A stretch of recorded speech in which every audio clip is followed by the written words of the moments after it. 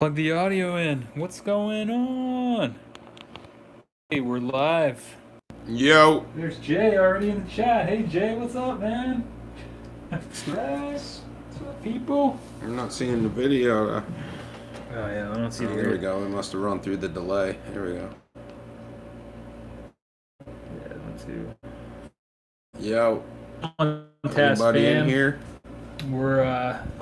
I named it a very special live stream.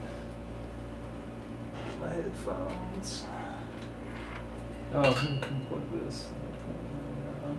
Kind of looks like nobody's home. Nobody's home? Nah. Oh, weird. Nobody's here yet. All right, well. It's a very special live stream. Very special because it's two of us. It's just the two of us. Well, yeah, if you're catching the replay, welcome. We're going to be unveiling some special stuff tonight, and I hope that if you are, you can always zoom through it 1.5 or 2x. Yeah. Is there like a minus 0.5 so you can watch it in super slow-mo? I think there is actually. Yeah. That would be brilliant. There's like a Watch me like maybe there's like a half and speed. Tonight we Yeah. will be unveiling. Yeah. You can play it that fast. I think. Brilliant. I think it's 0.5 speed playback. Brilliant. There may even be a 0.25 too. Damn. I'm sure slow. this thing's running. Yeah, I mean the video's hot. It might be a little early. I don't know. We've been I mean it's 7:04. I'm sure people will filter in. It's Wednesday, right? I thought so. Yeah, I mean your computer says it is. This. Wednesday. I mean. Oh, we got something's up with this. Oh, I think it's working now, or people are maybe the invites are just going out. Who knows? This is saying error occurred for playback. What's up? Hey, if anybody's out there, just let us know in the chat. It seems like we seem to be having some kind of technical difficulties. Maybe not. Oh, there we are. Okay, cool. Yeah, I mean I'm seeing it. That's right. You're saying that something was with this. There's nobody. Oh, this is preview. Okay. Nobody here. All right. Well, we got it together. So Jay, what's been going on with you this week? I don't think I really. I think I spoke to you a little bit. How's things been going? I know you were just telling me you have an amp up on Reverb. That's pretty sweet. What's up there, multi-track cassette fans? Yeah. Hey Dennis, what's going on?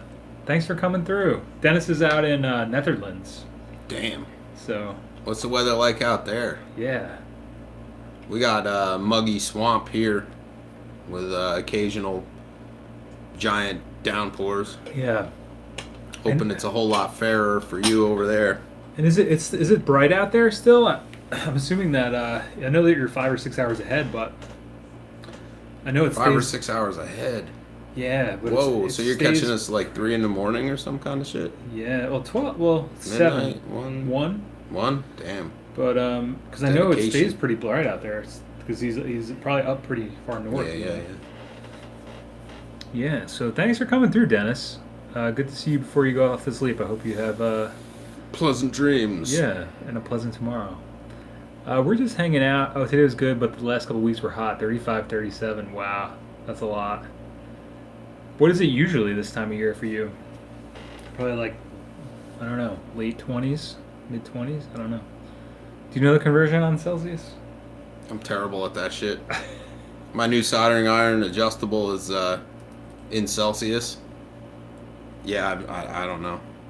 Luckily, the solder spools come with the Celsius melt point. So 30. Well, I think he said 37. Yep. All right, so it's almost 100 degrees. To 100. That's what I was thinking. But I'm no mathematician. That's sort of. I mean, that's kind of what it's been here, right? But it's been like super muggy and. He says it's usually about 25. Wow. Yeah. So that's a pretty big difference. Damn. It's like 77. So yeah, before Dennis popped in, you were asking me what I've been up to. I got a haircut. Oh yeah, it looks good. I meant to tell you, it looks good. Nice. Do you have to tell? You go to see Stephanie, Tom's wife? Yeah. Do you have to be like, don't touch the burns? No. Or she knows. No, sometimes she'll cut split ends, or she does. Yeah, it seems like she's done that here. Well, I usually do the fade myself, but she touches it up because I'm bad at getting it smooth. Cool. So yeah, I did that. Finished the service on that Gibsonette amp that's on Reverb, 1958 GA8 Gibson At Yeah, what's the history with that one? That amp? I built a studio for a guy a few years ago, and shortly after that, he went to Thanks, Dennis. he. Oh yeah, kind of got the same We haircut. kind of got the same It's thing fucked up. going See, on. I actually had her part it on the other side because I drive around in the hot weather with the window down, Oh, and with it parted this way, it fucking blows it Blows over that and way, fucks it yeah. all up. So yeah. Anyway, built a studio for a guy. He got wrapped up in some illegal shit. Of Oh, course, when he was in jail, his wife basically paid somebody to like chop the whole studio out, and she sold off all the expensive stuff and threw the rest of it like in a shithole storage unit thing up in jeez. Woodstock. And What studio was this? it was just a private thing in this dude's house. That's wild, man. Had a 32 channel sound workshop console in it, which was fucking sweet. She sold that for fucking. She sold all of it for heroin, basically. Oh my god. So I'm assuming this was probably some drug stuff with the guy too. Yeah. He was running. There was a. Yo, what up, John? Hey, John. So a couple years ago, you might have seen it. There was like a whole big blow up about the real life weeds of like Westchester. You know, that show Oh, Weeds. okay. Yeah. Do you remember the story coming through the paper Not about a not housewife exactly. getting busted on Long Island and it coming back to a dude in Westchester? No. Okay. No. Well, no. that was that guy. Oh. His Watching a little too much Breaking Bad and Weeds. the woman who was doing the distro for him was like an ex girlfriend or something, and she got mad at him over a deal, and I think she turned herself in basically. But the house was laced up with like 37 pounds of weed, Wow. and she just dumped his name right out, so he ended up in the clink for a while. Wow. Yeah. That's a lot, man. But he's out now, and he's giving away all the stuff in the storage unit. So he gave that amp to my friend Dave, who was trying to give it to me, but I don't need another little amp. So we agreed that I would fix it and we would sell it at a split. Cool. But, yeah, it's a cool little amp. Do you want to link it in the chat? Do you have the link for it? I mean, If anyone wants to check I guess it I out? could. I don't know if anybody's really going to be into it, but I'll send it out. That's awesome, man. I mean, it's a cool little amp. I feel like I was saying to Jay, like that stuff. Those little amps go for so much now that it's. I think the average on the one that I'm selling is somewhere between 5 and 7, though. Oh, okay, that's not too bad. Which is why I went. Well, I feel like this always comes up where we're talking about like, or we talked, or maybe I think about it a lot, but the way Vibro Champs and Princetons are now a premium, and super reverb that I have, and bigger amps like the Bassman and stuff like that stuff is. People don't really want it anymore. I mean, Right. you can get it. If you could find some good deals on Craigslist. Reverb is like littered with super reverbs. Like I tried, not selling mine really, but I was listed it, and it was like it wasn't even worth doing because there were so many listings for super reverbs. Yeah.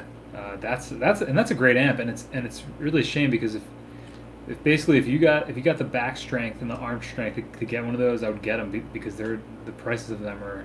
You can get some nice amps now for a really low price, but you have to be willing to move them around. I just restored one of those that had been in a barn for 15 plus years. Whoa, what kind of stuff do you see in one like that? Just like a lot of rat or mouse stuff? You see a lot of that one was full of like mildew, and the mildew was literally growing on all the wiring and shit inside it. So I Whoa. had to neutralize that and clean it all out. Yikes. I can't, for some reason, I can't share this.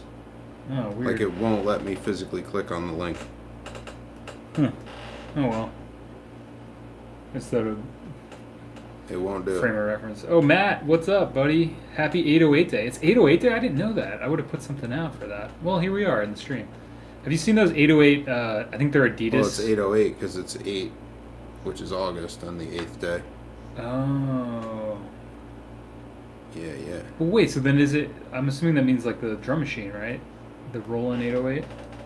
Well, yeah, I mean, I would guess so. I What saw the those, fuck is going on those here, man? sneakers. They look pretty dope. They're like, oh yeah, 808 Day celebrates the legendary Roland. That's awesome. Damn, I would have done some kind of special thing for that. That's sick. Oh well. Wow, this is really pissing me off, man. 808 themed crafted beer. Whoa, I'm just looking at the 808 Google search right now. I saw Bo from Bo Beats posted a thing with these Adidas on his Facebook. It looked pretty sweet. They were like Adidas. They were like 808 themed Adidas. Hmm. I think that's a cool. I love the button colors on that machine. It's so funny too. I remember goes back to what we were saying about the amps, sort of.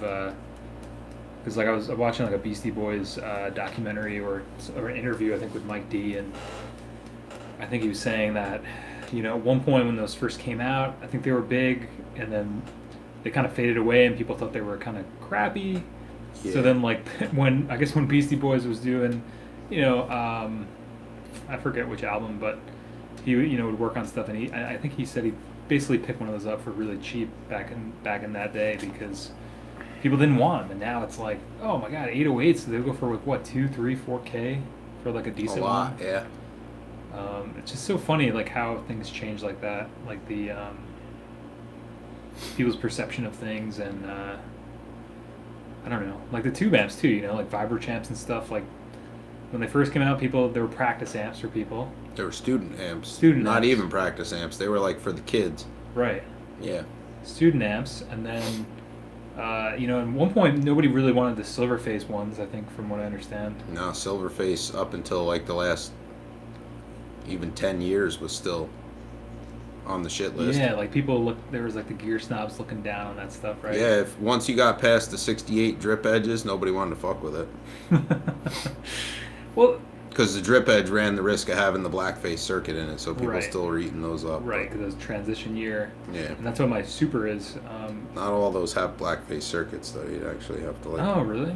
I think Yeah. mine has like some weird. It'll tell you on the tube chart. Yeah, I think it's the one that takes like the GZ something. 34. tubes. Yeah, GZ34 is the rectifier. yeah, and I think that one's like probably. I think it's a late. It's like probably the last blackface model or something. Well, Because it's a very early drip edge. I mean, it's only 1 year, but like yeah. it's one of the it's definitely a blackface. So Well, the Super Reverb is basically the Pro Reverb with extra and different speakers. And sometime in the Silverface, they got a 5U4 rectifier. That was the change.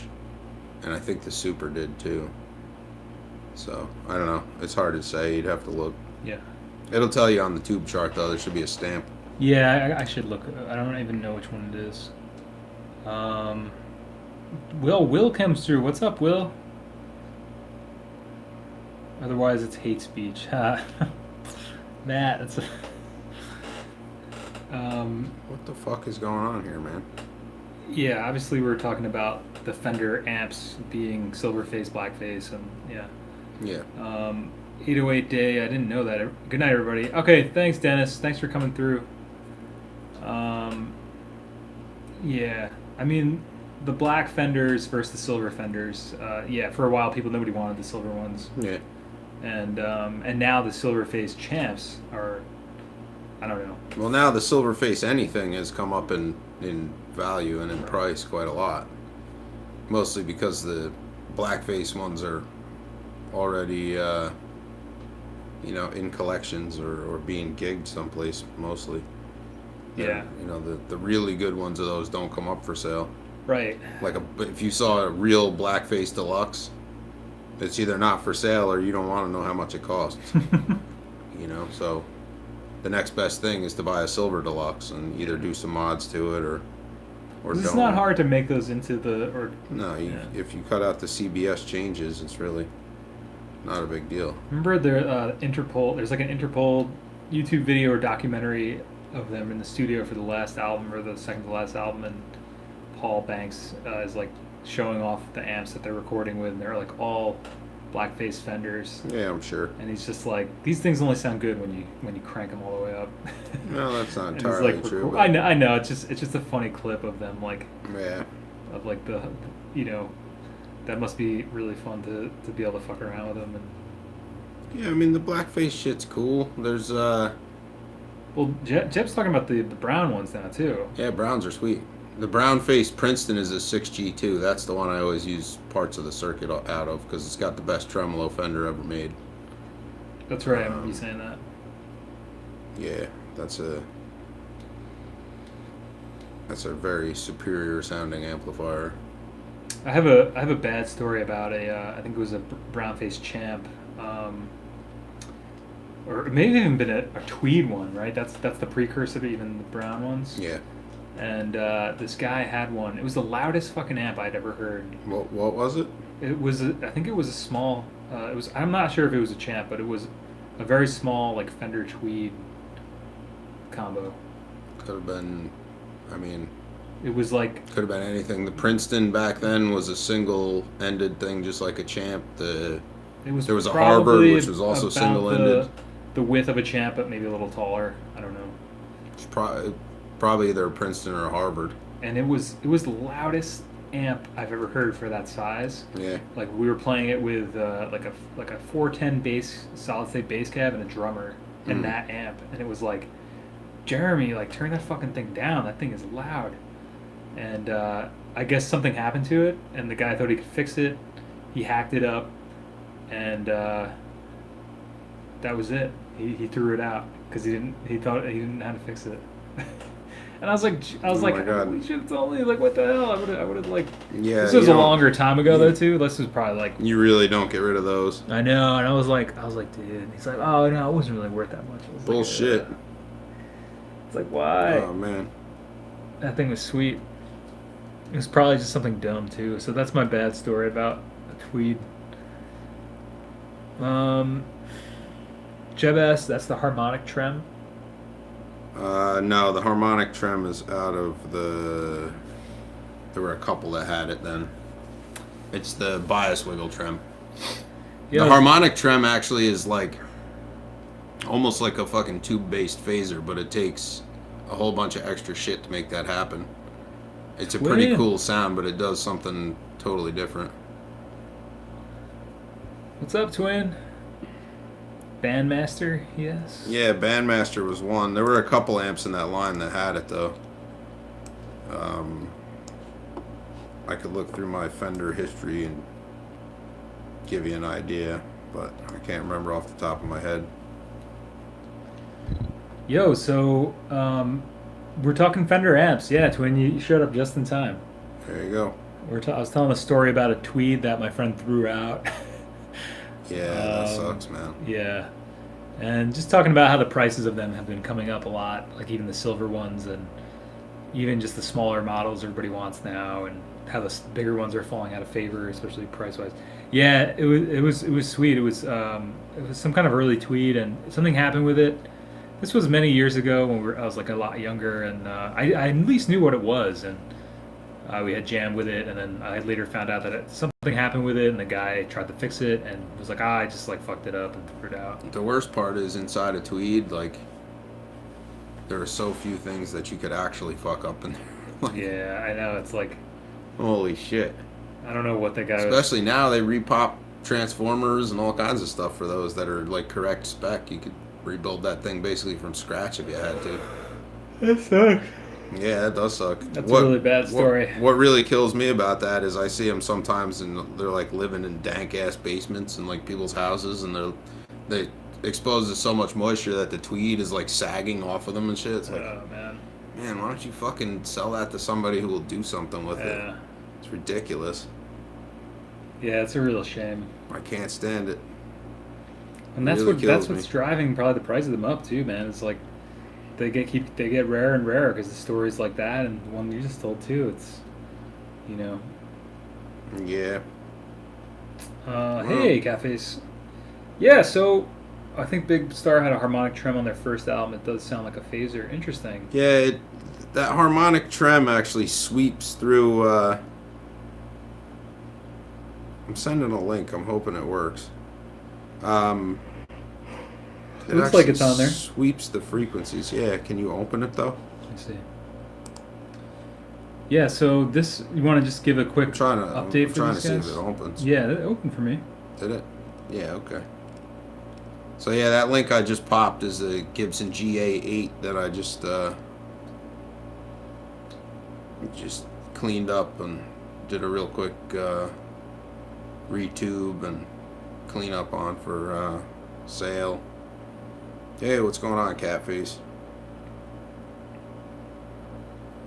John, the weird thing about that harmonic trem is like the way that it operates. If you're sitting in front of that thing, you'd almost think there were two sources or two amps involved, but there aren't. And there are some things out there that, like the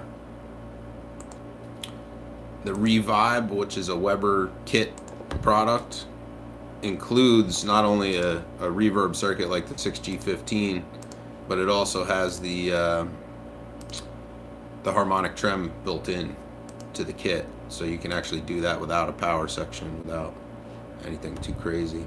Damn, that's pretty simple, huh? Yeah, unfortunately, whoever had access to it for service before really kind of devalued it. Oh, really? They replaced everything instead of just replacing like the caps. They replaced all the resistors and the coupling caps and everything. So it's got, I mean, I wasn't going to take apart what he had done because it works, but you know, there's a lot of parts inside of it that are not period correct. I would not have done it that way. But that's too bad. But it sounds fucking sweet great, little man. amp, That thing grinds like hell. Man. What's the speaker size on that? 10. 10, nice. It's a 1956 Jensen field coil. You know, man, if I was in the market, which I don't foresee ever being again, but that I would check that out, man. That's fucking cool. If that was mine, I would put a better 10 in it, and I would put a choke in it in place of the field coil. What would that do? Allow you to put any 10-inch speaker you wanted in it if you replaced the field coil with a choke. But that speaker's from 1956, so I would think that like if you're going to seriously play that amp, either a recone or a replacement is going to be in that thing's future if you're going to just, you know, beat the fuck out of it. Yeah. I was hitting it pretty hard with a Gibson Les Paul I was working on this week. What a sound, though. God damn. What a sound. Now, I don't know. This is just a question that popped into my head. And that maybe this is, you know, now you think that amp was designed to sound good with Gibson guitars? Is that a thing amp companies do? Or I mean, when that thing came out, I think the Gibson models were like semi-hollows. Oh, wow, okay. You know, and arch tops and shit. I don't think the Les Paul was even a thing yet in 58, I was just wondering, like, if some of those companies, like, would voice amps to sound good with their line of stuff. Like, I just don't know. I don't know what the reason. I don't know like how they came up with designs. I don't know. Yeah. Well, like the GA8 is the second in the series. The GA5 is the little like Gibson's answer to the Champ. The 8 basically is essentially that circuit, but it adds another power tube. So instead of being push-pull with two power tubes like a Princeton or any other, you know, larger amp, it actually runs two power tubes, but in single-ended like a Champ. So there's two power tubes that are running in parallel to make the wattage that thing puts out instead of push-pull or just a single tube, which is pretty unique. I mean, there are a few manufacturers that have done it, but yeah, it's pretty freaky. John, John said like an old Magnavox, a Magnatone. Magnatone, yeah. Love that swamp vibrato. Oh, and Twin said I think 58 was the first year of the Les Pauls. Interesting. Oh, what do you think of old Ampeg tube amps? Interesting. I like some of the old Ampeg tube amps. Some of them don't deserve the hype that they get, but yeah, you know, I mean, well, the reason I said it like that was because I got the other one sitting in the other room there. Yeah, we just did a very rare flip top. I just did a very rare flip top for him, whatever. It's Hapro's old amp that I found in his basement. And it turns out it's some weird... either one of a kind, an experiment or a transition or something. It's a very strange one. B15 NC, I think you said? Yeah. But it's got a pilot light where one doesn't belong, and there's a bunch of things happening that came from the factory that way that don't make a lot of sense. So that one will be on reverb before too long, too, I think. Yep. So if Yeah, anyone's looking for a B15, the Reverbojet, Reverbo-Rocket, the Geminis, all those amps are pretty cool, but those would not be the amps I was going for if I was looking for a super tight, clean sound. they're very dark. They're very dark. They're very floppy and kind of grindy, gritty, greasy. I think those are great amps if you're gonna play along. Like if you had that amp and then like a Champ or a Princeton, something that kind of One of fill those, each other out. like a Gemini. If I was gonna play a Gemini, I would pick some weird, like maybe like your Dan Electro Silvertone kind of guitar deal, and I would run it through like just a transparent, clean boost to drive the shit out of the front of it, and that's pretty much all the tone you need right there. I mean that is the sound, definitely. That sounds awesome. But Reverb Rocket. yeah, the Reverb Rockets, man. If you crank those things up, they get nasty as hell. But That's true. Yeah, Twin said a buddy has an old Japanese hollow body. Yeah, if you find something that's going to be, I'm assuming that guitar is bright. So if you find something that, like a brighter sounding guitar. Okay, so Matt's back again. We've been kind of skirting this. So still skirting it. How is the first Tascfam build going? So if you notice the name of this live stream, it's a very special live stream, and that's because Jay has been working feverishly on. I wouldn't say feverishly. Well, not feverishly. I've been working on a lot of shit. I know, but I know you said like you woke up extra early to get the things going with this and test some things out. So yeah, Capro's got, and you saw the thumbnail. Capro is sitting next to the I guess the first build of the Tascfam Preamp. There it is. Oh man, that light is so bright. Look at that. That's fucking sick. The power adapter it's plugged into is a little wonky. It's a little wonky, something is. It's so that power adapter, man. That maybe you should just grab that one. There's something up with it. But yeah, there it is, folks. This has been a lot of you guys have been with us. I think everybody's been with us since the beginning of this journey that started with this, and we're getting to the top of the mountain. We're starting to see the trees thin out, and we're getting to the point. There's a nice hiking analogy for you. So yeah, this is big moment here. I'm just playing with the screen delay. I see it up on the delay. I'm turning it back on. He's sending there's a secret message encoded in the SOS right there. Yeah, so the knobs actually are ones that you had, right? And I think we're gonna stick with these silver ones. I think it's looking pretty. Yeah, they look pretty fucking sick on here, and yeah, I don't know, something about that just looks. They were kind of just ones that you had. I used to have a shit ton of these, and I put them on a bunch of things, pedals and things that I built. I fucking love them, man. You know, it was because we were thinking, you know, some kind of Japanese or Chinese consumer, prosumer knobs, but I think this is looking pretty sweet. Yeah. So Will is here, right? Will, this is Will did the artwork for this. There's like the preamp input and the 1/4 inch. There's the front again. The LED. I think that was that Will's idea or your idea? I have no idea. One of you guys was talking about putting the somebody's LED. Idea. That's the output idea. side, 1/4 inch. Yeah, and then on the top we got a real nice Kobicon DC jack.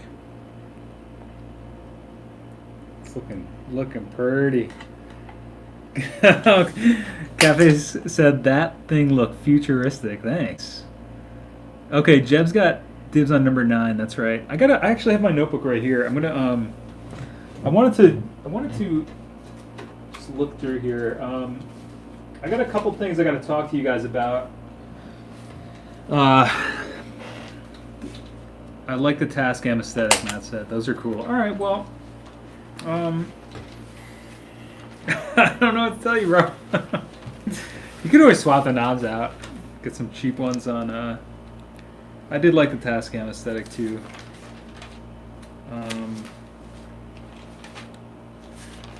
What do you think, Jay? What? Matt said, "Those are cool, but I like the Tascam aesthetic." Um, yeah, I think we're going with the silver knobs. If you want the other ones, we could link you to those. Yeah, The silver ones just look too dope in person they to look not fucking do it. sick. I mean, I did like the idea. I mean, that was like the original proto too, like the idea of the those prosumer type knobs and like knobs that were similar to the 4-track. But I don't know. When Jay brought this over, I was just like, wow. There's just something about it. I gotta agree with cafes. It just that thing looked futuristic.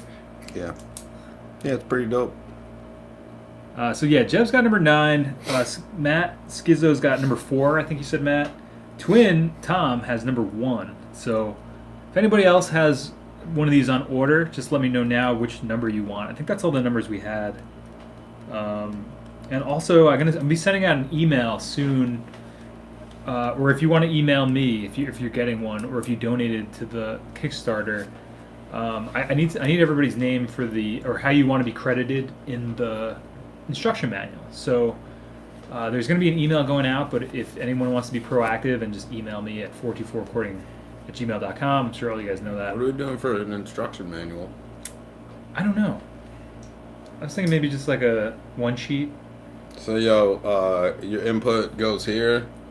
Your output goes here. We could do Jay's sample settings. You got gain, bass, Wizard treble, and sample volume. settings.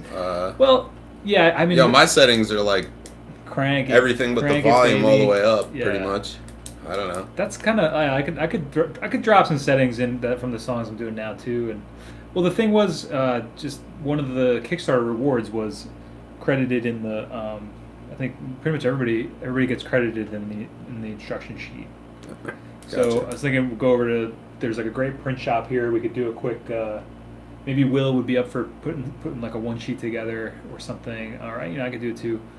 But I just wanted to make sure everybody gets credited because this is a big deal, man. Like I want to make sure, and we got to send out the other rewards to people as well. So things are looking pretty good, though. I'd say we're on target for the August ship date. What do you think, Jay? I don't know, man. We just got to get some boxes, and We gotta get the rest of the outstanding parts. Oh yeah, we got a couple more things to order. But I mean, like most of you said that they're like basically they're in the process of being soldered and put together right now. They're in the works. They're in the works. So I'm not gonna offer you any more carrots than that or whatever. Okay. Yeah, and originally we said August ship date, so we got it. It's coming through. So big day for the Tascfam, big day for the Tascfam, and thank you everybody for being a part of this. This is awesome. Blinded by the light, hell yeah. I'm trying to find those knobs.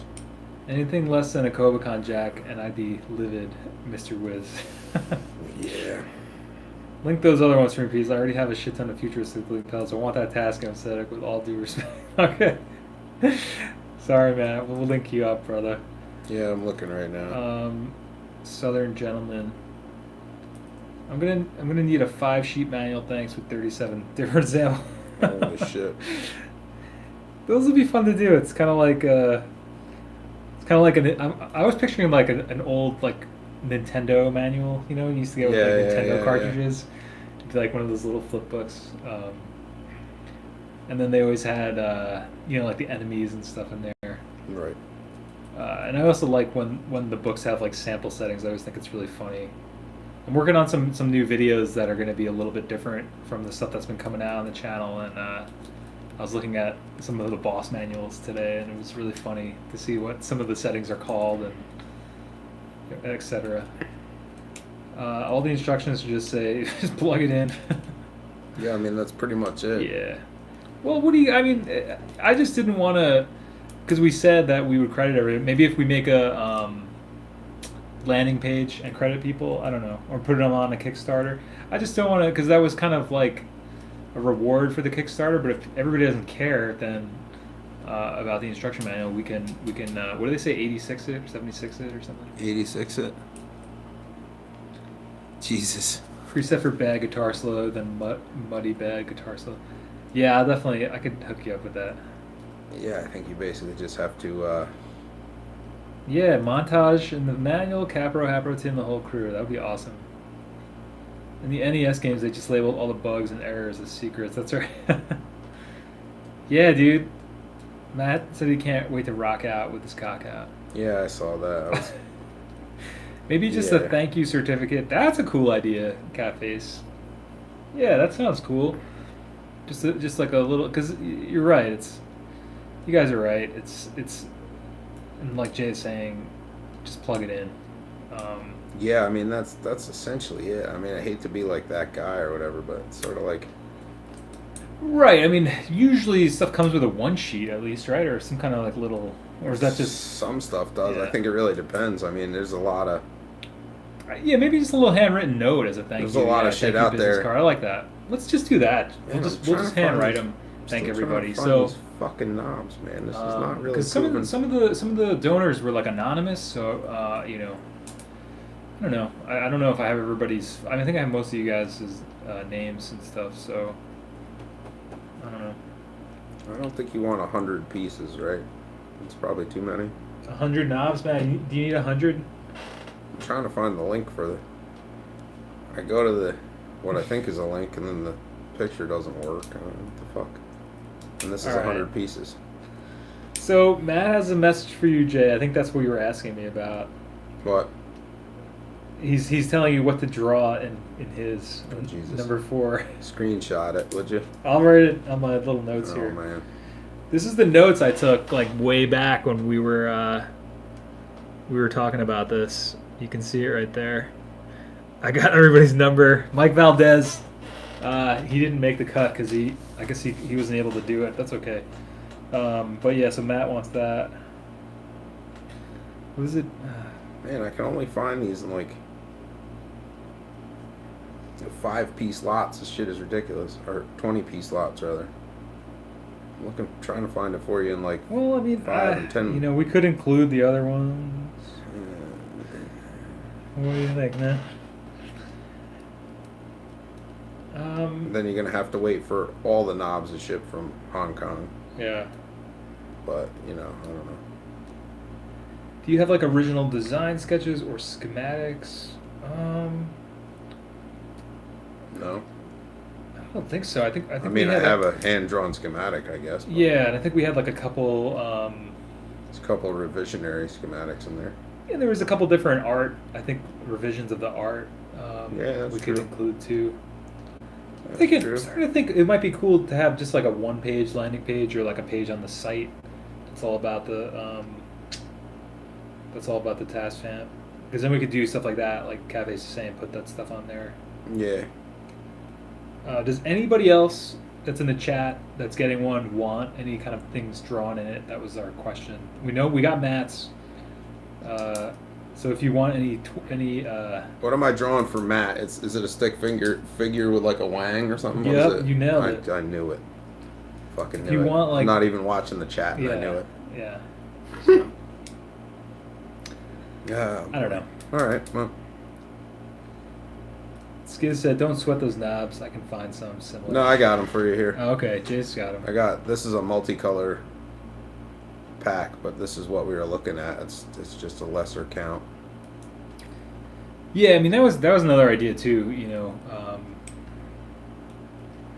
Was grabbing because at one point we were looking at a bunch of different color knobs and God damn it. it could be like a mix and match grab bag thing. Mm-hmm. I think that copied to my clipboard. Jeb wants whatever you're feeling.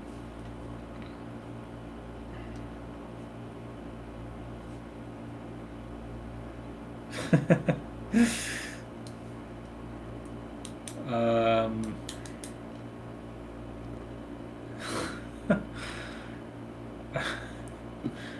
yeah, so that's the link to the ones we were gonna. Is that really what I'm drawing inside there? I'm scrolling back up in the Yeah, chat. Matt. I mean, I remember Matt saying that, and then some kind of thank you business card. Cafes. Southern What'd you gentleman. ideas? Is that what I? Is that? Oh, is that what it was? That a play on words? I didn't even see that. Oh man.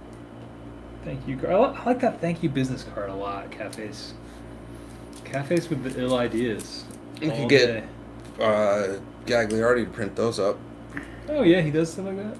Yeah, he did the invites for his release show. They're these little cards like this, two-sided, matte, glossy, whatever Oh, paper. dope. All right. They're tight, full color. So Cool. that link should get you knobs like we were looking at. I can't find any that are in a lesser count than 10, probably because they're only like pennies a knob or whatever, and it's not worth it for them to ship you any more than that. Yeah. But there's that. I gotta step out for a second. Yeah, man. Should have done So that before we got started. that's the big news for today, my friends. We got it. We got it together. We're gonna be doing some drilling of the enclosures soon, probably this week. Um, we're just in that stage of the game where it's kind of like the mass production stage. Well, not mass production, but like assembly line production style. So we got that one. Jay wanted to just make sure the circuit was, everything was good with it. Troubleshoot anything that came up if anything came up, and now it's time to release the lever of the conveyor belt so that we can put the rest together. So they're coming along, and we just have a couple small things to order for them. Nothing huge. It should be here pretty relatively quickly. So awesome. Yeah, it's so funny when you brought that over today, Jay. I was kind of like I didn't really do too much today. I had so it was like I don't know. I wasn't really talking to many people, and when you brought that over, I was like I awoken out of this fog I was in. It felt really good. I was like, oh man. It felt like something, I know we still have a little ways to go, but it felt like it's come full circle. If that makes any sense. Yeah, well, I mean that's the thing we've been working towards. Yeah, it's something that's been on the back burner, and it feels good. It's great to do a project like this because it just shows things take time, and it takes a little bit of work here and there. It's a staircase, and you got to build up to bigger things. Well, that's why I like when you keep sort of trying to pin me down on a time frame. It's sort of hard to give you a time frame because there's so much shit going on. Sure, it's yeah, like, yeah. Well, we're hoping to have them done at our date. Yeah. There may be things out of our control still at this point in the process, but I would expect that we'll be shipping these out. We're working on it. Yeah, we're getting there. So it's a lot of the hard shit is already done. So the last hard thing to do, the last hurdle really is the machining of the cases. Yep. And I sort of have a drill guide now for all of the holes except for I think I'm going to order a special bit to drill the XLR hole because I wasn't real happy with that. I think I could get that hole to be cleaner than it landed, but overall it'll be fine. Yeah. And again, these things are built too with like the best shit I could come up with to put in there, basically. Got Worth capacitors, the red ones that all the boutique guys are using now that they upcharge for. All the little in-between stage caps and shit are all film. It's all high quality metal film resistors and stuff. I mean, it really doesn't get any better than that. Milmax socket. It's what Kobicon. The Kobicon DC jack, Neutrik quarters, and a Neutrik XLR. I mean, it's industry grade shit. It looks fucking fancy, man. Yeah, well, I mean, that's what a properly put together pedal should look like. Yeah. Not these shitbox clones they put on fucking eBay with a spray paint job and, Yeah. whatever. Well, that was a big thing, yeah. Yeah, I don't want to, like, shit talk anything, but yeah, it's like... Well, I mean, I get... Well, some of the stuff that I saw, like, people were calling out some of the similar things, and it's like, it's a different thing, and then also it's like the design of some of the stuff these people put out, it's like... A lot of it is... I don't know, I'm not trying to sound like a prick. Well, no, I mean, I think a lot of it is really good conceptual work, but I think the execution is where it kind of falls off. I don't know. I don't really know how to put that. I don't know either. This is like a fledgling thing we did for fun. I just think it's. I guess I got a little defensive when people kind of. There was a couple people that at one point coming out and just being dickheads, and it was like, what's the big deal? Like, we're just doing this for fun for our Tascfam, for the fans of the channel. Like, we did our thing. Like, if you want to do your thing, go for it. Because I just learned not to take anything personally anymore from anybody because it's just all their shit. Well, honestly, people like that, like I could give half a flying fuck what you think about it. Like, if Yeah. you're not into it, don't buy one. If you don't Yeah. like the videos, fucking don't watch them. Yeah. It does. Yeah. You know, Exactly. And it's like, this is for our crew. This is not for this mass market. There's no aspirations for anything like that. It's like, people bring their own shit into stuff like this, and it's like, yeah. Jesus, that's the one thing I actually talked about this a little bit with my buddy Dan. There's a podcast coming out in a couple weeks with him, and we were talking about just like social media, and it's just so weird to put yourself out there, and then you open yourself up to all these critics that Fucking jagaloons. yeah, That's and what it's it like, is. it's It's just not even like, critics. It's a bunch of and that's one thing I goddamn want to thank everybody jagaloons, too man. that's watching is like just the positivity from doing the channel as long as I've been doing it, and working with Jay on this and everything. And Jay's like, Sorry that I always bring that negativity for you, man. no, dude, no, I'm not saying. I'm just saying like, there's No, not at all, man. It's I'm like the balance. You need the balance, bro. You need the balance. I'm so used to My negativity. no, like negativity in the past with projects I worked on and people I was around, and just like cutting all that shit out of your life is important. But I mean, like just like the response from this creative project and everything with the channel, it's been so positive. It's like super refreshing. I think I've said that before on streams and different videos, and it's like, I don't know, it's just so funny, man. I just like, I think maybe it's just something that comes with age too.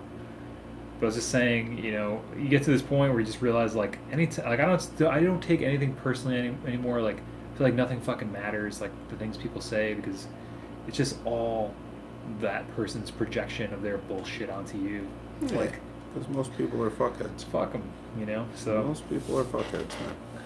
but yeah. So, oh, Matt, thanks. Yeah, can't rush something like this for sure.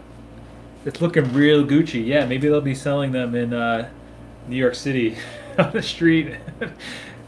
Clones of them. Gucci clones. I'm pretty sure half the distortion pedals out there are two screamers with some tweaks. At least that's what they sound like. Yeah. Well, I mean, honestly, with distortion circuits, man, like there's really only a few schools of thought, and most of the people that are out there building are not rocking the boat on those schools of thought. It's way easier to just get a schematic or whatever, and copy it up. You twist a couple values here or there, or leave out a couple parts here or there, and you put it in a purple spray painted box with pink knobs on it, and you sell it for 30 times what it cost you to actually build it. But that's sort of not where the value's really at for the end user. And I think it's something that's really different about this, like the Tascfam. I think it was, like, I think I said that in the Kickstarter, is like just something that I wanted, and I wanted Jay to build, and then it was just like, we were never thinking about that end of it. Just more of like, this is a sick fucking thing that I want, and if anybody else wants one, like, let's do it. And if not, cool. If so, cool. And that's Well, like, this design, this pedal, the artwork on it, the whole process, and the entirety of the project is way further than I ever would have gone basically any other way. So what do you mean? It was a good experience. yeah, it was a good experience, but it's way more effort and time has gone into this than I would have generally put into a pedal build. A build. That's awesome, man. Well, I mean, yeah, I guess it's just it's a totally different approach. Well, then it's a labor of love, Yeah. Well, it's also a learning process. Sure. And now that we've done this, we know what it takes to Yeah, that's the do biggest this. thing for sure. And yeah, I think what we came out with in the end is going to be something that everybody who bought one really likes, and it's going to be a really special thing too. It's right now. I mean, there's only going to be a certain amount of them that we're going to make, so without much plans to make more. So I mean, I guess if we get enough people together, or there's people Well, knock banging the how door many of down. those boards did you actually order? I think we got 24. 24 boards. So those will all be populated by the time Oh we're yeah, we done. have 24, but we don't have as that. We have 20 boxes, I think. We have enough shit to build 30 pedals. We have enough boxes to build 20 pedals, assuming I don't ruin any boxes in the drilling process. And the ones that I do fuck up, if there's anything left, then whatever, scratch and dents, I guess. Yeah, so I mean, 18 of those 20, right, are sold. Yeah, So those are done, and if the two extras survive the drilling and build process, then there'll be two more up for grabs. And beyond that, it's going to be a pre-order list. If you want something else, then we can't order boxes in anything less than a quantity of 10. So we have enough shit to build 30, 10 more basically on top of the first batch. And anybody who wants one of those, your name will go on a yeah. list, and when that If it list yeah, is full, I guess they'll that's get how we'll built. do it. So yeah, But once those 30 are done, that's it. I'm not gonna keep, you know, it wouldn't make sense. It's not special anymore if you keep building them like that. So, in a way to sort of keep it special to the people who supported it in the first place, that's the limit. yeah. Because we may have some other. And it's also time consuming as a motherfucker to build these things. Yeah. So I mean, And we may have some other tricks up our sleeve coming down the pipeline. Who knows? So, but we won't say too much more about that. there could be lots of things. I personally am not keeping one for myself. No. Yeah, I mean, I have my prototype. This I wasn't planning on it either. But this thing's so pretty. I mean, I guess if we have one that's like super. I mean, I guess you could always. You're gonna keep the. It's like a kid with the cookies. You're gonna keep the broken one. Yeah, exactly. Yeah. I'll keep the broken one. No, I mean, but we also have extra boards and shit. Like, I mean, but it's the same thing as what I have already. I was gonna say I could build one or put one in a different box, but then I'll just have two, right? How do you mean? Well, I was thinking since we have extra boards Yeah. and parts, potentially you could make one. It just wouldn't be in the nice box. Right. Yeah. But then that's pretty much the one I already have. Basically. Yeah. Except the one you have is on perf board, not on a Oh, nice printed right. circuit board with Right. its controls mounted right to it. Yeah, I mean, I mean, That's the other thing with this. The PC board is mounted to the pots, and also the DC jack is wired to the board once it's installed on those pots. So that assembly is brick shithouse. Like you won't destroy that without destroying the case. Whereas like some of these boutique pedals, the boards are floating inside, and if you hit it just right, it shorts out and it stops working eventually. Not fucking around with that. Yeah. High quality that's why, like, components. we're taking our time with the drilling of the enclosure too, because of the way that the board is set up and the Well, having Will do the what you call it? the art. Well, having him do the art, but having him The put layout? the dots in the layout locations for the holes makes punching and piloting the top holes a lot easier. Yeah. That part's simple. It's the holes on the sides that are a fucking pain in the ass. Oh, okay. Because I thought I was in the I know with the The drilling, tops are real the drilling easy. process. It was like, well, he said there was a little wiggle room. Yeah, there is. I didn't use any of the wiggle room I could have. The only thing I did do is I think it's the gain pot. The IC is right next to the gain pot, so the gain pot is in just slightly pigeon-toed this way so that the case of the pot couldn't hit the IC. But other than that, no difference. Cool. And these are JRC chips. The 4558D, I think, is what the revision. But What were they saying? I don't know what that was in reference to, Matt. People used to go to the internet to avoid real life, but now people go to real life to avoid the internet. It's wild. Matt said, I'm a dick too, Jay, yet somehow I have lots of friends. yeah, I have lots of people that need shit from me. I don't know. I have a few friends, but I have lots and lots of people who are nice to me because they I need hope I don't shit. fall into that category. Yeah. But there are certainly a lot. Yo, you want to come hang out? Oh, yeah, by the way, can I get a deal on this fucking Full rebuild of my vintage amp. Oh man, there's some like creamsicle clouds going on out there right now. You're gonna be a proud papa to have birthed this baby. Are you guys gonna keep one? Yeah, I guess we kind of answered that. Yeah, probably. I'll probably maybe try my hand at putting one together if we have extra stuff. And Jay doesn't mind. Well, I mean, you could order boards and I can give you the spare parts back. I don't care. If you want to load one yourself and see what that actually Just to takes. see, yeah, because I've been kind I'm of gonna make a revision 2 board to correct a couple yeah. of things that I don't like about this one. But Cool. if we print more boards, in fact. But, Very lucky few, yeah, a few good men.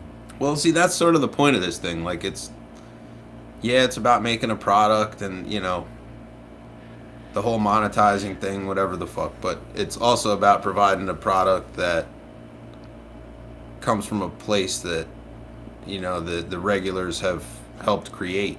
Absolutely. Yeah. And if you make that widely available to everybody, then you sort of negate that position.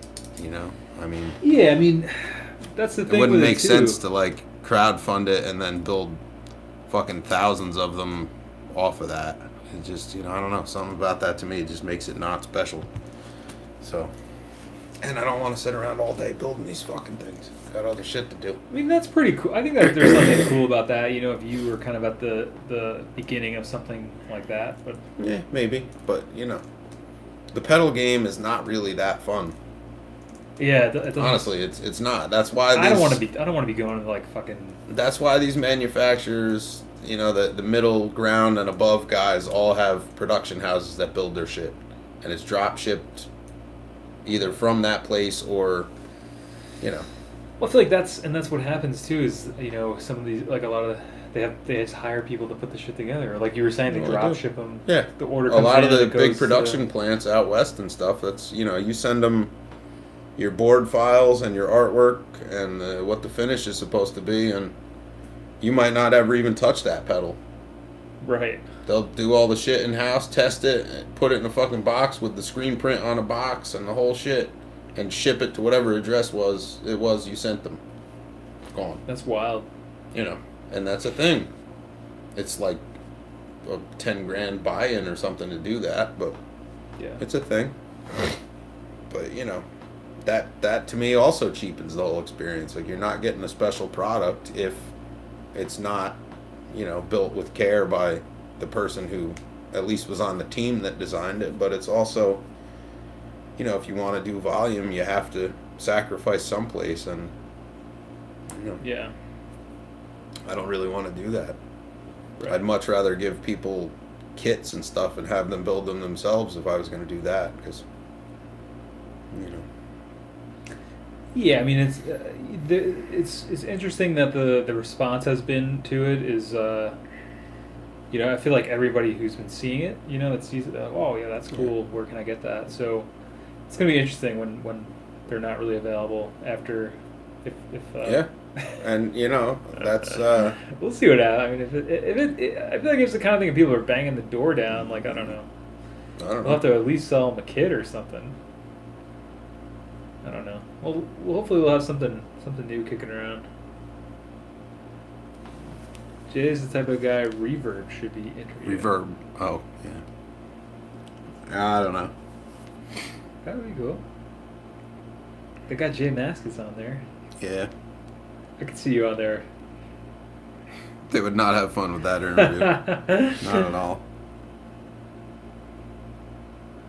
Cool. Skiz, yeah, it makes me wonder if we'll ever have any female core Tascfam, because I'd be on her stink on shit. Yeah, things like that, and us talking about drawing dicks on stick figures is why that will never happen. Yeah. This is going to be a sausage fest, like, from beginning to end. I just about guarantee it, because it's sort of like... It's kind of like There's way too many dick like jokes. It's like... Clubhouse. This whole thing's like being in a like, fucking locker room, Yeah. really. So it's, I feel like we're in like the tree fort looking at comic books and exactly.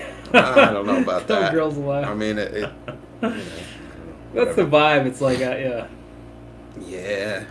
It's a bit male-centric, I suppose. It feels like very Calvin and Hobbes or something like that. I don't know. I gotta think that there are women folk, as it were, out there Yes, you Dungeons know, and Dragon Guild for sure. who are enjoying the content, at least videos and things through YouTube. I would hope, anyway. Hmm. The world needs more female recording engineers, honestly. So For sure. it would be good if your content and maybe even some of this dick joke shit, some of the I stuff feel in like between it gets out there. If anybody, yeah, that But, might scare them away. I don't know. I will say that, like, I think that the females I've met that work in the sound and recording field are also like yeah, Sylvia Massey's a really good illustration to this point. Like, Sylvia Massey could dick joke you under the table. Like, I really have, like, no fucking doubt that she would put some of us to shame with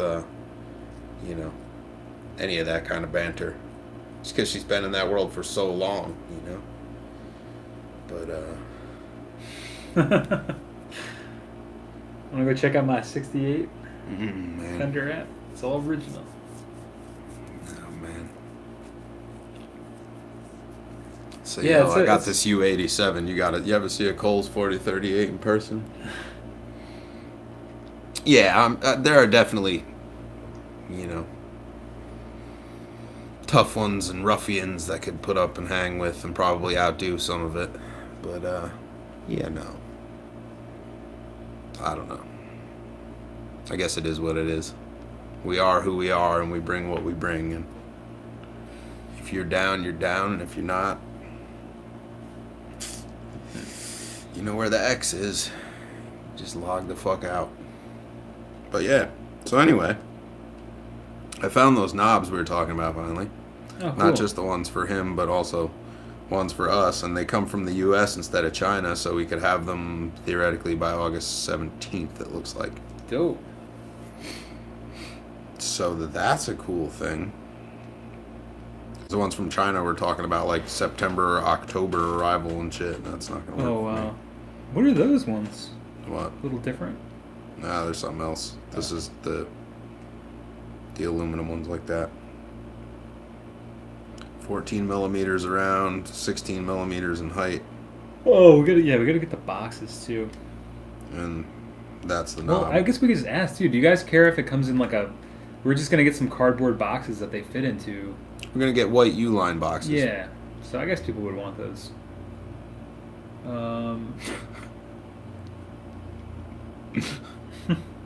You're making Twins night. Be careful. Twins he's got to show off his 68. Don't be whacking in my tool shed. Oh, that's a Beavis and Butthead reference. Yeah. It might be a little too dated. But yeah. What else is going on?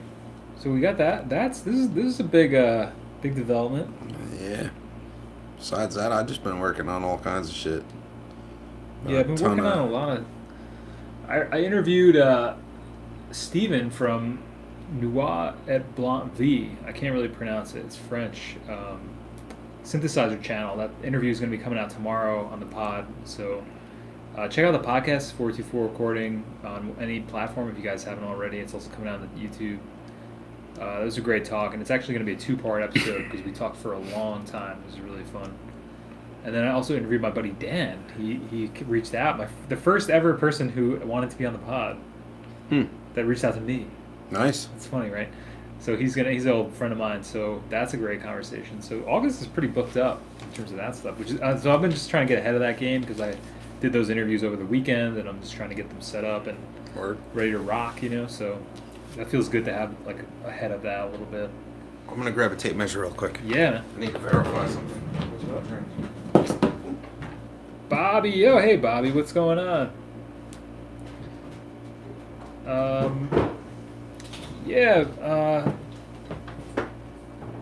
Oh, we got to show Bobby the pedal. We do. I think, yeah. Gotta watch the replay. I gotta measure this something on this pedal. Oh, okay. First. Just You missed a lot, Bobby. Let me see. What the hell is milli? Is this metric on the bottom? Or no? That's 30 seconds. I don't know. All right. Well,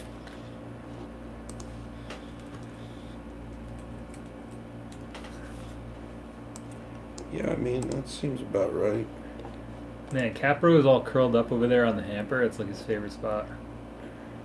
It's funny. Just chilling. Straight chillin'. Yeah, so 5/8. 5/8 of an inch is what? 0.6 roughly. So 0.55. Yeah, that seems right. I'm just trying to make sure that what I'm looking at on these is the right thing. Yeah, Bobby, check it out. We got it together.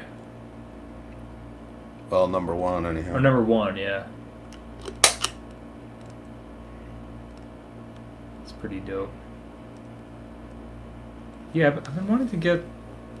I got a whole list of people to get on the pod. I want to get you on the pod, Jay. I was already on like the. No, I know. I want to interview you though. I feel like we got to do like an official interview. That would be fun. There you go, Bobby. So that's what you missed. That's what you missed.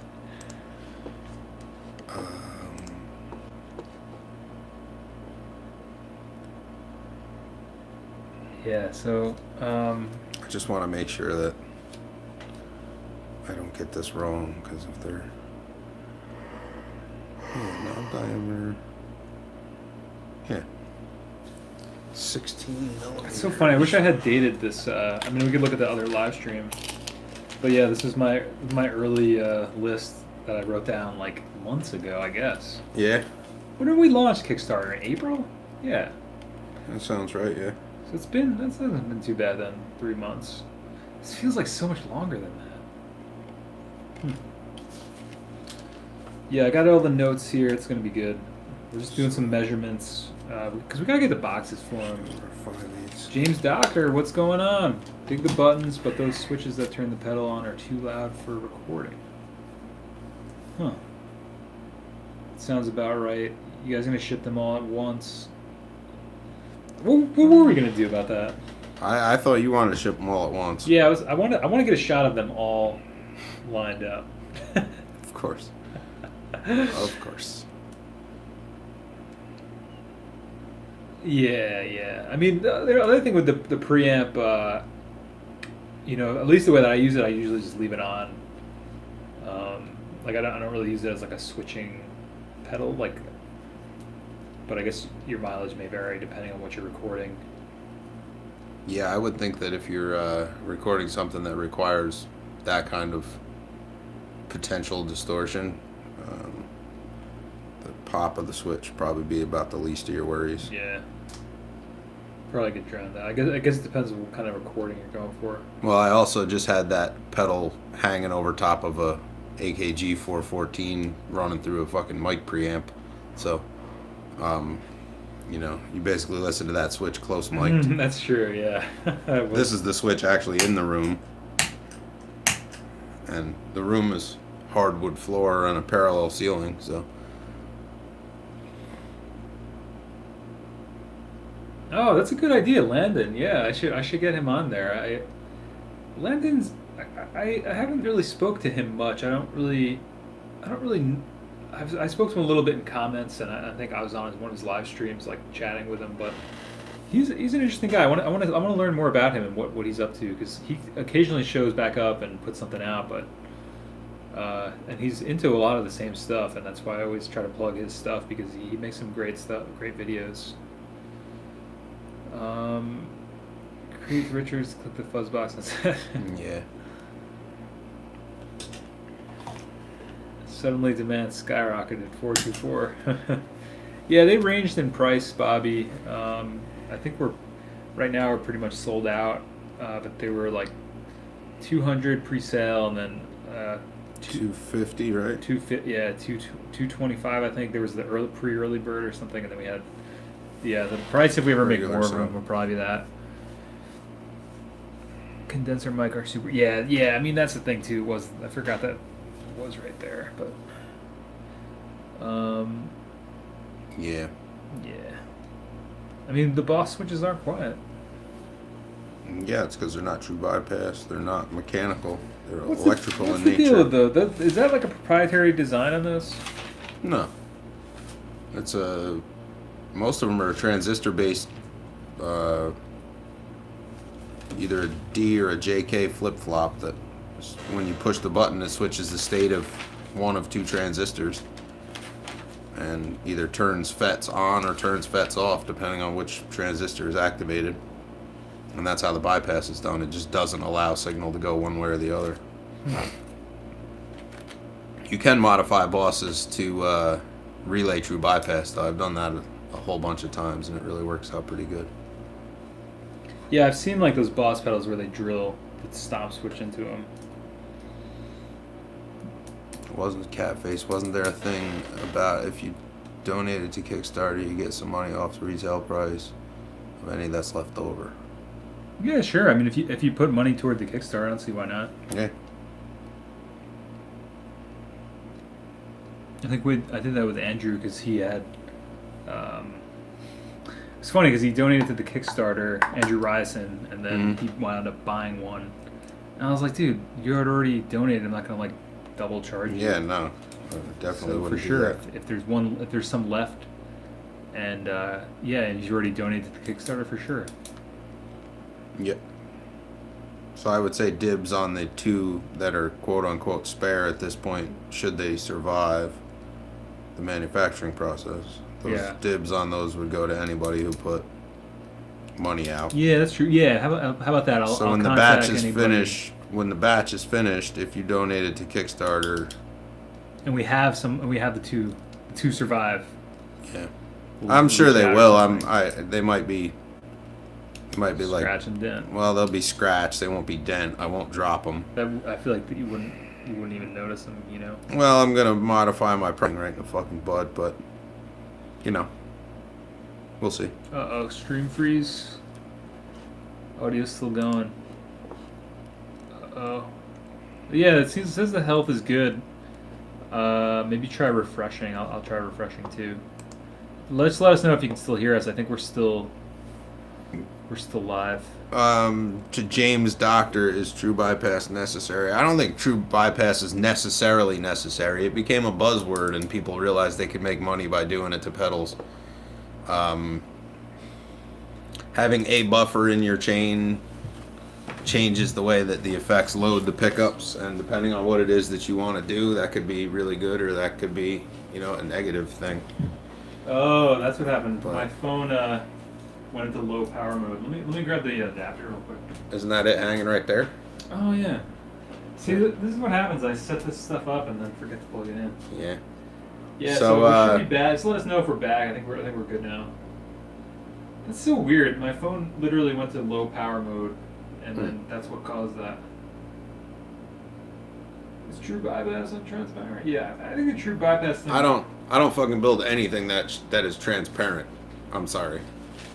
Like, if you're gonna design a pedal, fucking leave transparent in your junk drawer, because What's the point? I of want to that? know that shit's in the line. I don't care about transparency. I do like true bypass because My phone is true bypass. things that, well, like some of the old fuzz pedals weren't true bypass, which who gives a shit? But Yeah. the way that they bypassed them would leave one end of the circuit or the other connected to the audio signal all the time, and that can tone suck and whatever. That's a whole other thing.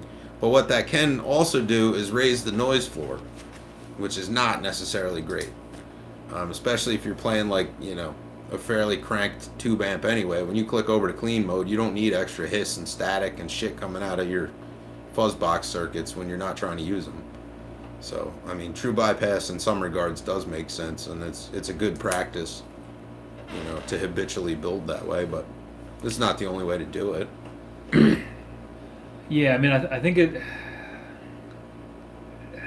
So what would you call what do we call people that are like tone snobs? Is that like if you're Yeah. Because like I'm just trying to figure out.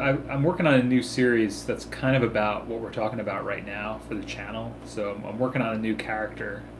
That's about all I'm willing to say. But Right, Bobby Hendricks and Page never had an issue, but I mean, if you, Yeah. I wanted to say something about that too. I was Sure. listening. They were playing a bunch of Hendricks on the independent Woodstock radio today.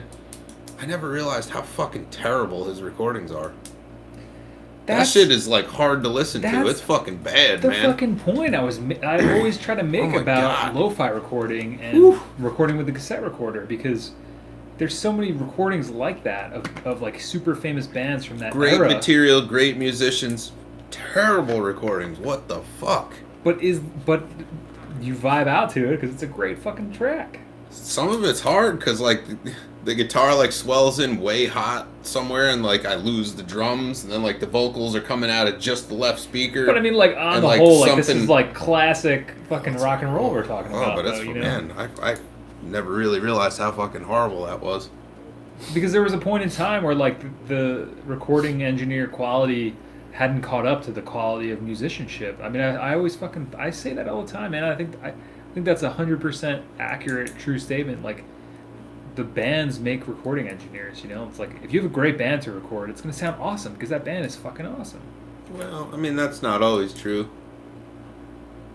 I mean there are Albini records shit tons of bands, and a lot of them fucking suck.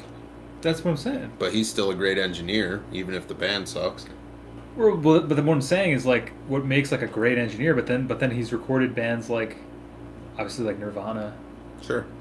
I guess what I'm saying is like if Jimi Hendrix showed up to my fucking bedroom studio right now, that recording would be amazing. Not because I'm an amazing engineer, but because he's a fucking one of the greatest guitar players that ever lived.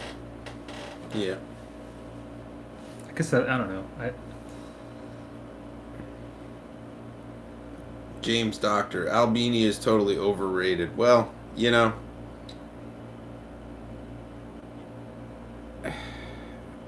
James, I'm gonna just put it like this: everybody's got to aspire to be somebody, and I'll leave it there. So yeah, but going back to that Hendrix stuff, I don't know what record or records the tracks I was hearing came off of, but it was like, what the fuck is it?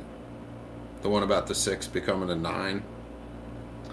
What is that? The Doors? No, Hendrix. If 6 became 9, or that's the album title? no, it's the name of the song. One of the songs, something like that. I'm not honestly not that super familiar. If 6 was 9. Yeah, if 6 was 9. Like, that is just the tip of the iceberg with how fucking terrible some of that shit sounds. Maybe that's why. If that's his first album, maybe that's too, why. Man. Like, I know that's the case with like what is that Rolling Stones song where it's like it's a super iconic song, but if you listen to the fucking recording of it, it's like, ugh.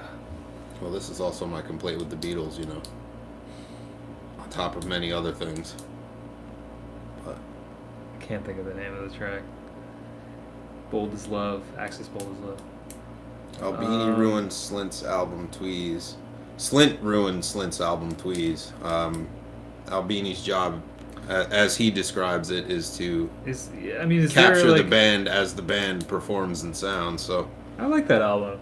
I mean, I don't know that album. I'm just telling you, like, you know, Albini has one approach. Well, I think that's what's, I was watching a thing with, or heard a thing. There's a newer band that went to record with Albini recently.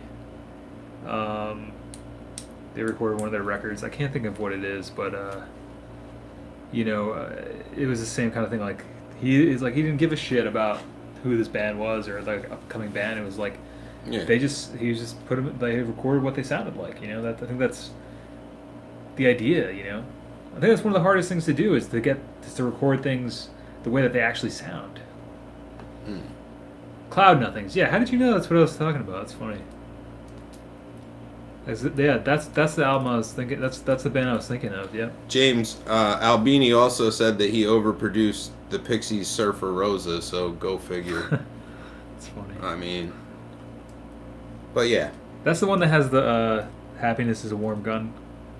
Or no, that's has "Where's My Mind" and shit on it. That's Breeders. Yeah, never mind. Yeah. Posted the documentary on YouTube. There's like 20 bands on YouTube that have posted like how to make a record with Albini in Yeah, 3 days and shit. that's so funny. Yeah, I I mean, mean, yeah, not everybody. Yeah, I think the thing with Albini is this: either you like the way the shit he records sounds, or you hate it. I don't think there's a middle ground with him. I really don't. well, see, that's something like too. I mean, I mean, we're listen to the dropping record he some. did with Gogol Bordello. I mean, what do you think about that? You know, but anyway, That's. I mean, that's. This is like another big name to drop, but like, Rick Rubin. I heard some saying with him. I brought this up on the stream before. He said, stuff that gives people that kind of a visceral reaction. Like that's either stuff that people really love or stuff that people really hate. Like that's yeah. Well, a good indication of look where at you that should fucking keep going. Metallica record. That wasn't it him that did that shit ass snare sound on that. What Oh, the was fuck was it? that? Death Magnetic or whatever, where it sounds like somebody beating the fuck out of a trash can with a sledgehammer every time he hits the snare drum. I'm pretty sure that was Yeah. Rick Rubin that did that. The Yeah. album was so fucking loud when they mastered it, they had to recall it so they could turn it the fuck down and then send it back out. Oh my god. Yeah, shit. So I don't know, but I just whatever. think that's an interesting quote because Yeah. I feel like you can always try to like please people but the stuff that you make that people have that reaction of because if people have a reaction to this stuff that's like yeah it's all right like that's it's such a strong visceral reaction if somebody's like I fucking hate that or I fucking love that like that's the place to try to navigate. I don't know. I'm not sure what my point is there. Saint Anger, yeah. Was this? Yeah, I don't know. Bob Rock did it. Was Trash it- can snare. Was it Bob Rock that did that? Oh, we missed some stuff here. I was pretty sure that. What was the Metallica record then that was done with Rick Rubin? Because I know there was one, and it was right around that same time. I thought it was one with the trash can. Bob Rock, I know, did all the other shit. Catface was asking something earlier. The band that posted one. I don't know if there's a Slint documentary. I think there is some kind of Cloud Nothings documentary because I remember seeing a video about it. And there's also, like Jay was saying, a lot of bands go there and then post things of them recording there and the process. And then I noticed that I saw this quote, or not a quote, the comment about Elliott Smith. I think that's a great. Needle in the hay, you can hear the different vocal tracks turn on with the noise of it. Yeah. It's like, but like, does that take away from the track? Like, that's a fucking amazing song. Yeah, but if you did that modern day with all the cut paste DAW software and shit, nobody would come to you to record. I think is sort of the point. Right. Like, yo, this dude doesn't know how to crossfade. Oh, I thought the point was that it's it was done on a cassette 4-track, I think. I think the point was that it's like Who cares? what we were saying about this was way back when we were talking about Jimi Hendrix and stuff. Yeah. Like it's a great track regardless of when you can hear the fade-ins.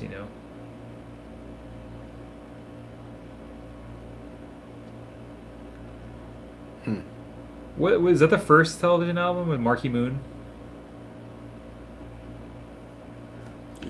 Death I Magnetic. hope you're asking them because I don't know. Yeah, I was asking, I guess Jeb or whoever was talking Yeah. about television. Elliott Smith intro song or Either Or is my favorite Tascam recorded track. Yeah, yeah. Exactly. It's a good song, but a bad recording. But I think it's a good song. Exactly. It's like at that point, the song just shines through no matter what. Well, I mean, that's the benchmark of a good song. If Yeah, it can that's. shine I guess through. that's what. Yeah, and I feel like that's the stuff with Hendrix. It's like Sure. And it's like if you go see a great band in a shitty room with a bad PA, like you can still tell that's a great band, even though everything about that night sucked. yeah. You know, it's about the vibe, I guess, in the end. But man, I was blown away actually riding around listening to that Hendrix shit even on the radio. Like, Jesus Christ, like if you did this now, you wouldn't work. What's You the wouldn't Rolling work. Stones song? It's like da-na-na-na-na-na, da-na-na-na-na-na. All of them. I don't know. Don't they That's all the go song that I'm way? thinking of. How does it go again? I don't know. So, if somebody could, it's like it's like super moody and like um, oh, you can't polish a turd, but a diamond and rough is still a diamond. Nice. Mike, did you decide if you like the digital versus quick recordings? Some of the new songs, which format did you tend to like more? Yeah, that's going to be an interesting question, Jeb. So I've been working on. I don't know if I told you, I did these tracks really quickly on the 4-track. Yeah. So then I re-recorded them, and I'm like kind of working on them. I just have to do the percussion on them if I even do that. It's interesting because I think the original Tascam tracks have a vibe to them, but now these new digital recordings, I've been adding different parts. But maybe that's, I don't know. I kind of want to. I'm kind of thinking of making this some kind of video that I want to open up to people to see if what they think too, because I'm not sure where I stand with it now. Because I really do like the way the digital ones are coming out. I think that the initial like excitement and lightning in the bottle sound of the cassette stuff sounds great, but the way that I'm like kind of producing them digitally is really cool too. Like adding parts that I would have never thought to add had I just like put it out. So I don't know. It's weird. Like the jury's out. I'm excited to put it out, and I think I'm going to release it as the digital ones with the cassette ones, together, or it'll come with it so that people can decide for themselves. Because I definitely want to get some feedback on it. I don't know what I'm trying to prove with the project, but I'm trying to prove something to myself. So Bobby, that was a couple streams ago, right? When we were talking about EQ and drum samples. Is that what you mean? Yeah, I think so. Yeah. And Catface, yeah, with a double-sided capsule, you usually just wire the side that'll be facing you. You would skip the back side, unless you're trying to do some kind of figure 8 sort of setup. But usually that requires a different kind of circuit. You can't just straight wire that. It wouldn't hurt anything, but it would load the input of the FET would load the two diaphragms in an odd way, and it probably wouldn't sound very good. So usually you would just connect whatever the front address diaphragm is in a two-sided capsule. Oh, you know what's interesting? I just realized this. This is totally unrelated to. Well, it's related to the stream. So the pedal came full circle. This notebook is completely filled up now. This is like, I forget when I started this, but it looks like in 2017 at some point. Catface, It's so funny. They're both center capsule wires. The negative actually should be around the perimeter of the capsule. There should be a metal tab with a screw in the edge. I don't know what your capsule is, but either one of the screws that goes around the diameter or one in the edge will be ground somewhere. You can't hook positive to one center screw and negative to the other one. It won't do anything. Annabelle's house, what's up? There's got to be a negative on the perimeter somehow. So, and be careful working around those. It's really, yeah. So K67 style should have it like down by where the mount would go. Basically, you would ground the mount generally. What, Travis? Damn. What up, Travis? It's been a long time, my friend. Good to see you. Annabelle said, the digital producing is interesting. I think tape for mastering or as the original recording medium for tracks is best, though. Yeah. I would agree, too. But I do like Bobby said, as long as you're making music, for sure. Yeah, the digital stuff versus the tape stuff is interesting. It's going to be interesting when that comes out. I mean, it's a cassette tape, Yeah. Travis, what's going on? We haven't seen Travis in ages. So good to see you. How you making out there, Travis? Yeah, I heard, man. I'm really sorry to hear. Yeah, man. It's all good, dude. Good to see you. We knew you'd be back. Yeah. We gotta show him the pedal. Travis, it's funny that you should come back today because we have the first. There you go.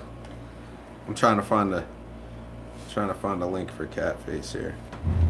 We had the first final Tascfam done today, or unveiling it. And I know you've been along for the ride for this too. So it's funny that you should appear today because that's what I was just saying too. This notebook, I think I started around the time. Well, it's just funny that this notebook is also completed. It feels like this project is being completed, but this completely filled up now too. So there's a lot of things happening today, like universe lining up. I guess I don't know, but yeah. Let me turn it on too, so you can get the full effect there. See if I, I love the color of this light, man. It's so sick. It like matches the design really well. Yeah. So that's So cat face, full circle. where the mount for the capsule goes, one of the either of the two little screws that thread into the side of that capsule would be your ground. You just need to put a tab on that and wire to it. So one center, one outside perimeter on whichever face you're using. And if you Google that capsule, you'll see what I'm talking about. You can see it in half of these pictures I'm looking at right here.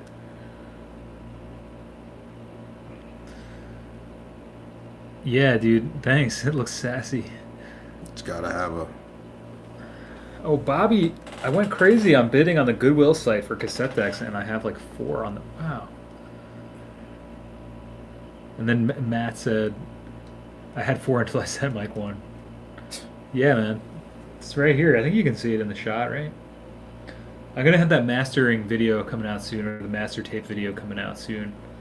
I've been scripting a lot of new stuff. I've been trying to do more scripting with my videos now, and I think I might, just so everybody knows, it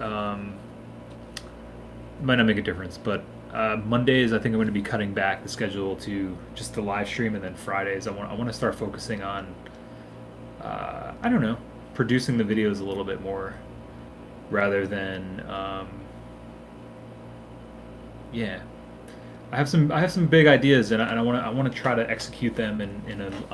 So what basically I was talking to Steven from Noir at Blanc V this past weekend, and he really inspired me to kick things up a notch because I really enjoy his channel, and I think he's got one of the best produced channels on YouTube. And the talk I had with him was very, I guess, eye opening for me, and maybe I'll go back to doing more frequently, but I feel like the output on the channel has been really, really awesome, and I just want to avoid burnout. And also with the stream, and then we got the podcast, and then a video every Friday. That seems to be the one that people really, I don't want to say connect with, but I think Friday releases for the videos are better. So the Monday videos are probably going to be disappearing soon from the channel, just so you guys know. And who knows, they may be back if I decide in a couple weeks, oh, I really want to put more stuff out. But I want to work on. I don't know. I got some cool stuff planned. So I think that's all I want to say about that for now. There you go. So Catface, I'm trying to find you the picture for this. Oh, Bobby, do you have a link for that? He said they have an old Tascam, the big console one. I'm assuming you mean the 388, right? I would think so. Annabelle, I will want to be using the Tascam on everything. My biggest problem right now is how crappy my interface sounds with guitars. I want to have a simple preamp as maybe a fuzz. Oh, as maybe a fix. I know some guys that build one of those. Yeah, that's funny you should say. Yo, Odo, what's good? God damn it, it won't let me do this. Have man. you tried using the 424 as you know, distorting the preamp on that, or are you going for like a clean guitar sound? Yeah, Bobby, what is it? Is that the 388? Oda, wow, what's going on? Man, I cannot get a link to this that's not like 6 fucking miles long. It won't let me paste these. Damn it.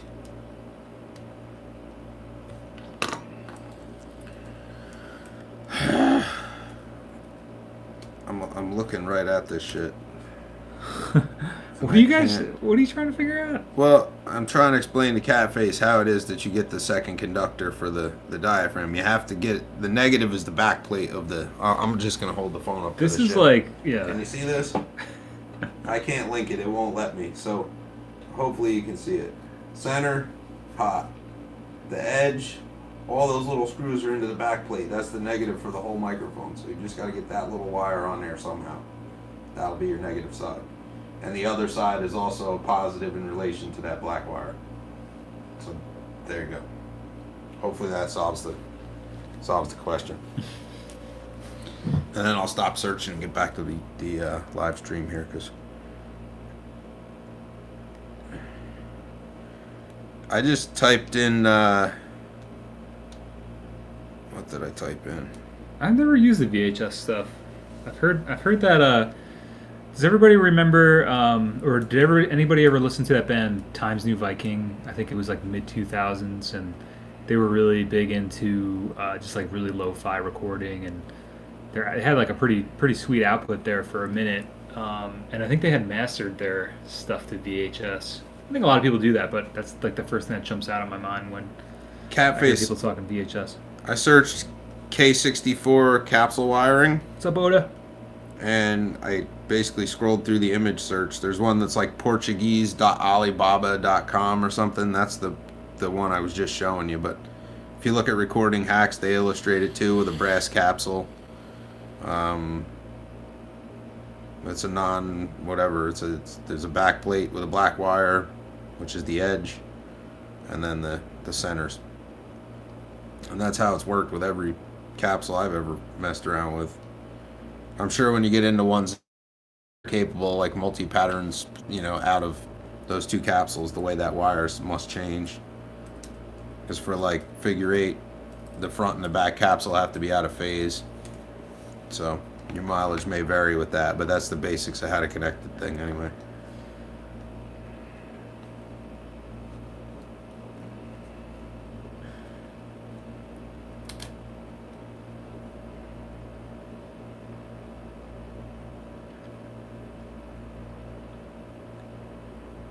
Andrew Ryson, what's up? I will say on the VHS front that people say that a 4-head VCR is better than the 2 or 3-head VCR for tracking when you're using audio. And it's really easy to evidently overdrive the shit out of the front end of it. I'm running out again real quick. I don't know what's wrong with me. Peeping this out to Andrew. He's got one of Yeah. these coming his way. We got the first one together. We've been Jay's been just testing the circuit, making sure everything is the way it's supposed to be. So we got the first one put together, and that's the big news tonight. So I wanted to just bump that to you. So yeah, we got the blue in there. It's awesome. You writing a book, Mike? Oh, and this I notebook. I was taking some notes earlier. A couple months ago, when everybody ordered, they were asking for specific numbers and things like that. Oh, Andrew, yeah, if you want a specific number of the units, like Tascfam, just let me know. There's so far 1, 4, and 9 are taken, but if you want any of the first 10 other than those, I can write you in here. Yeah, this is like all my notes. I've been trying to script. Can't believe the amount of shit that's in that book. I'm watching you flip through it. Dude, it's well, that's what I was saying is like You're a list maker. Yeah, I've been. I'm also a list maker. Well, there's like lyrics in here. They're also notes. everywhere. Yeah, this is kind of my notebook for the channel.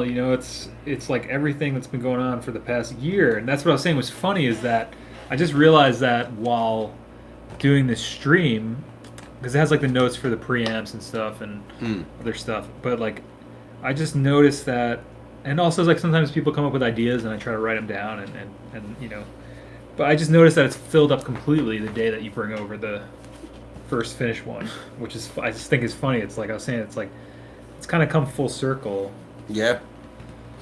I've just been noticing like when I script stuff out, it comes out a lot better, and I'm trying to get better writing. But yeah, I'm working. It's funny, Bobby, that you say that completely unrelated to this is since I've been doing stuff with the You can use the Tascfam also to uplight your. number 2. All right. Uplight your face. Thanks, man. I don't know if there were more than that, Matt. This is the running list. I know Mike Valdez. If I shut that main light off, it kills all the lights, doesn't it? Yeah, you can do it though. The room light. Yeah. Yeah, I have them all hooked up to that switch. Oh, what's this look like? That might be cool. If you shut that. That's pretty cool. That's like shut spooky. that top one off. Pretty sick. I know. We're going we're going spooky right now, folks.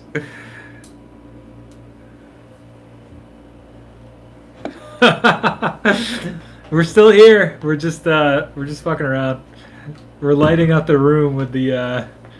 This is funny because we there. I don't know. A lot of you guys probably were here for this one, but there was that stream we did. It was a Tascfam Tuesday, and it was the power went out. And I did it by candlelight. Yeah. Did you see that one? I did. I think you were there for that one. I did. I wasn't here for it. Oh. That was one of the weeks it was supposed to snow or some kind of shit. Yeah, yeah. Well, it snowed on the one day and the power went out, and then the next day I think was fine, and we were able to get together. But yeah, this is funny. I like doing this in the dark. It's so much fun. It's nice not being under like those bright lights, man. Someone definitely had 3, 7, and 10. Oh shit! I gotta see. All right, I'll put the lights back on. Oh no, I meant like I gotta see about the I know. numbers here. I know what you meant. This was fun while it lasted and all. That was cool. I get carried away sometimes. We might not. I mean, that one. Yeah, we can put that one on. Definitely. Oh yeah, it definitely helps brighten things up. Yeah, I looking back at like the last couple of weeks, we haven't been using that light, or maybe it was just last week we didn't use the light. It was like super dark. Not that you need to be able to see me any better necessarily, but story time, creepypasta time.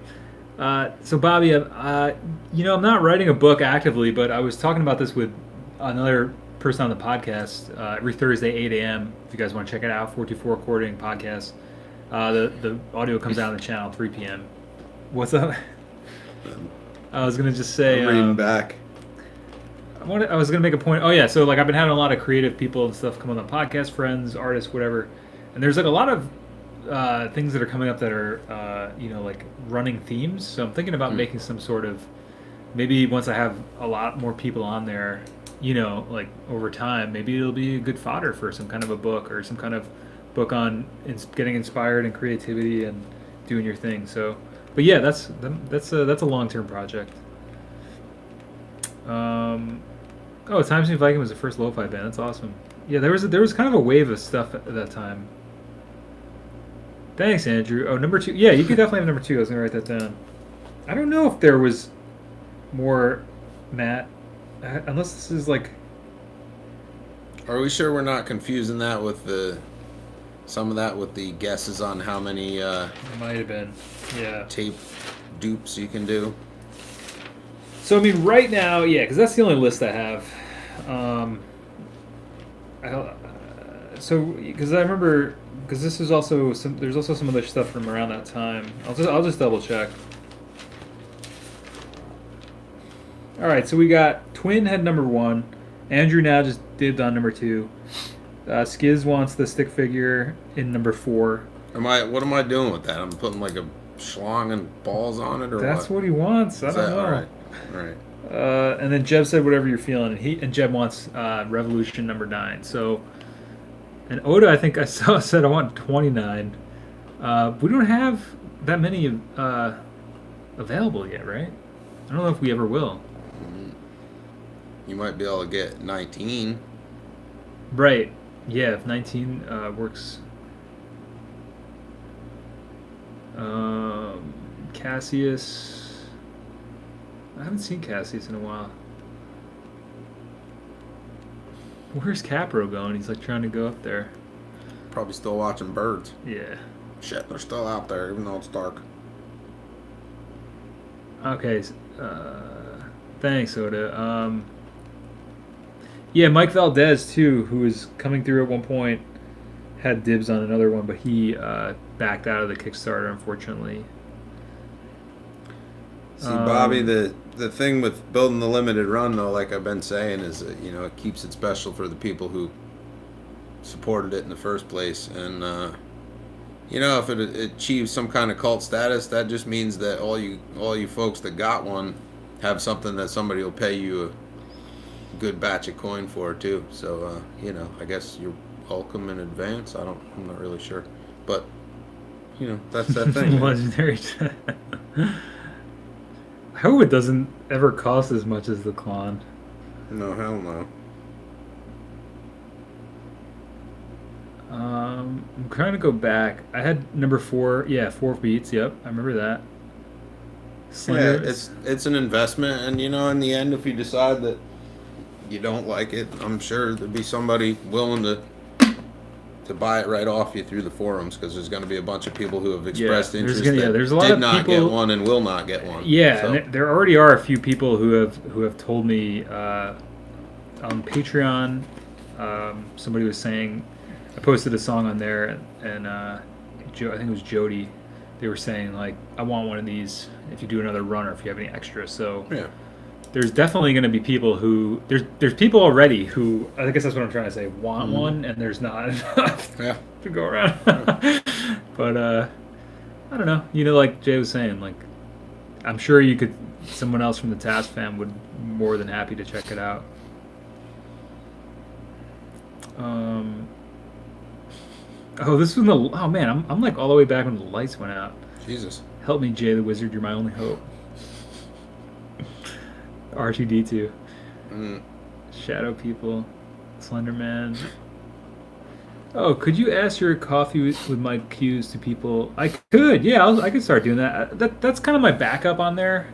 Like lately, I've been just kind of chatting with people, and they either have questions or I had a lot of questions for Steven from uh, Noir at Blanc V, because I love his channel, and so I was trying to pick his brain about his process and stuff, and that's coming out tomorrow. If you guys should check his channel out. It's really amazing if you like synthesizer stuff. Uh oh. Andrew, Andrew Ryerson, the knobs are aluminum machined knobs. They're Chinese origin. They're not, you know, but they're nice and they look pretty fucking sweet on there. So we've decided we're going to use those instead of the plastic mock Tascam ones. Yeah. Executive. It Executive. just What do they looks say? it looks Yeah. too fucking It cool looks like really that not cool, to man. do it. It was I such mean, a it's sort surprise of to me when I first saw it, and I was like, I feel like it ups the ante on it too. It's just like Bobby, yeah, we're adding customized little messages. I customized mean, we're basically messages. like Yeah. drawing Sharpie dicks and stuff inside of boxes. If that, I mean, that's what it's going to amount to, I think. Not for everybody, only by The customer is request. always right. We'll just sign our names inside it if you don't want like stick figures and penises, but um you know, I mean, whatever. I'll draw you whatever the hell you want in there. You know, as long as it's not anything phobic. Yeah. But yeah, if you want like some stick figures and boobs and stuff, whatever, we'll do whatever you need. Whatever you need. Yeah, thanks. I really like those knobs. I used to use those when I was building pedals like early on. Nice Man, one, Travis. stretchy balls, Jesus. Um, this is like devolving into the treehouse thing again. So I was saying earlier, Travis, is like sometimes the vibe in the chat is like we're like Ugh. 12-year-old kids looking at comic books and Yeah. hanging out in the treehouse. Um, oh, Jeb was asking about Gotta the draw drum. a pug from memory in yours. Holy shit. Whew. Oh, that could be. That would be Well, funny. I mean, I have fine point Sharpies. I guess I could do that, yeah. Yeah, we'll definitely sign it, Andrew. That'd be cool. Oh, that's. Oh man. So wait, he's upping the ante. Yet? Okay. Mm. Oh my god. So do you get that? Do you have that, Jay? Mental image of that? Because that's what you got to draw. The stick figure riding Parents a went to bed surfboard. during a slumber party vibe. Exactly. I screenshotted that skiz. Yeah. Stick figure riding a surfboard with a massive erection and palm trees in the background. What if it was a stick figure dude riding a massive erection with palm trees in the background? And I mean like it was a rocket, like he's sitting on it.